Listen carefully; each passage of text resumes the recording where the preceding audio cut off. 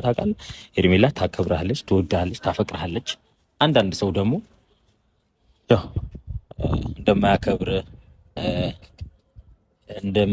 እንደሚገፋ እያየን ነው። እና አንተ መምረጥ ያለብህ ነገር ዛሬ አንድ ነገር አለ እና እሱ ነገር ምን መሰለህ አብርሽ፣ ከሄርሜላ ጋር እንድትጋቡ እንፈልጋለን።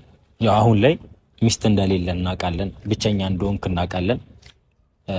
ቀድሃል፣ በቃ 80 ቀድሃል፣ ምንም ተፈራርመሃል እና ሄርሜላ አሁን ላይ እንድታገባት እንፈልጋለን። በቃ ታከብራለች፣ ትወዳለች። የምትከበርበት ቦታ ነው መሆን ያለበት፣ አሁን እንዳልከው ማለት ነው። እኛ የምንፈልገው የምንከበርበት ቦታ ነው፣ የምንገፋበት ቦታ አይደለም ብልሃል። ስለዚህ ከሄርሜላ ጋር እንድትሆን እንፈልጋለን። አብርሃም በቃ ብቸኝነት ይቅር፣ አብራት እንድትሆን እንፈልጋለን። ምንድነው ሀሳብ? ምንድነው ይሄ ነው ሀሳብ አንተም? አዎ አብርሽ፣ እኔ ደስተኛ ስትሆን እያየሁህ ነው። መከፋት ማልቀስ የለም። ስትስቅ እያየሁህ ነው። ለአንተ ደስታ የምትጨነቀውን ጭንቀት እያየሁህ ነው። በመጨነቋም ደግሞ አንተ እየተደሰትክ እያየሁህ ነው። እና በዚህ ሰዓት ባለትዳር እንዳልሆንክ እናውቃለን ሁላችንም። 80 እንደቀደድክ የብቸኝነት ኑሮ እየኖርክ እንደሆነ እናውቃለን። ማለት ልጅ አለህ እንጂ ባለትዳር እንዳልሆንክ እናውቃለን። እና እሷም በቃ ትወድሃለች፣ ታፈቅራለች። ለአንተ የምትገባ አይነት ሴት ነች።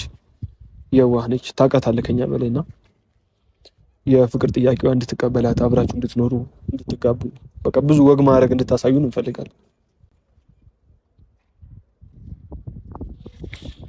ዛሬ በድጋሚ ይሄንን ሀሳብ እንዴት ልታነሱ ቻላችሁ? ልትነግረኝ ትችላለህ? ያው እሷ በአንተ እርግጠኛ ሆናለች፣ ብቸኛም እንደሆንክ ምናምን ተረድታለች እና ቬሎ ምናምን እየመረጠች ነው። በቃ ከአንተ ጋር አብራ መሆን ትፈልጋለች። ያንተ ምላሽ ነው አሁን የምጠብቀው። እሷ ያንተ ምላሽ ምንድን ነው? አንተም ሱፍ መፈለጉ ላይ ያለን መፈለግ ያለብን ነገር እንዳለ እንፈልጋለን፣ ማድረግ ያለብን ነገር እናደርጋለን። በቃ ከዚህ በኋላ እንድትጎዳም እንድትከፋም አንፈልግም። አጠገብን ይሄ ነገር ጊዜ የሚወስድ ነገር መሆን የለበትም። ገብተዋል። በዚህ 10 ቀን ውስጥ በዚህ ሳምንት ውስጥ በቃ እዚሁ ትዳር መመስረት አለበት። ከሀገር የምትወጣ ስለሆነ እንደገና ደግሞ ለፕሮሰሱም አሪፍ ይመስለኛል። ግን እኔ ግራ እየገባኝ ነው አሁን እናንተ የምታደርጉት ነገር።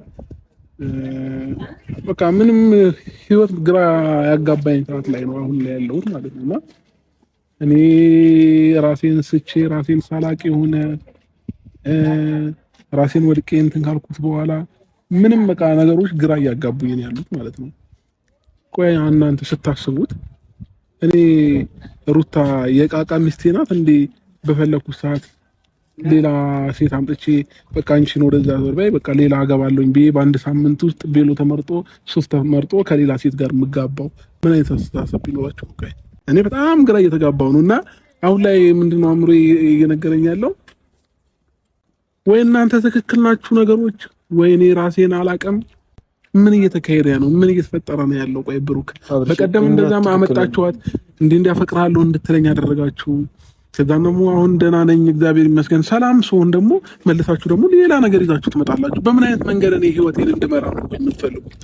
በምን አይነት መንገድ እንድቀጥል ነው የምትፈልጉት? እግዚአብሔር ይመስገን ስላፈቀረች እንደውም ደስ ሊል ነው የሚገባው። እሷ ነው የመሰለሽ። አንተ ራሱ እኔ እንጃ ህይወት የገባ አይመስለኝም። አብርሃም፣ አንድ የምነግርህ ነገር መጀመሪያ የጠየቀህ ጥያቄ ለሁሉ ነገር መልስ ይመስለኛል።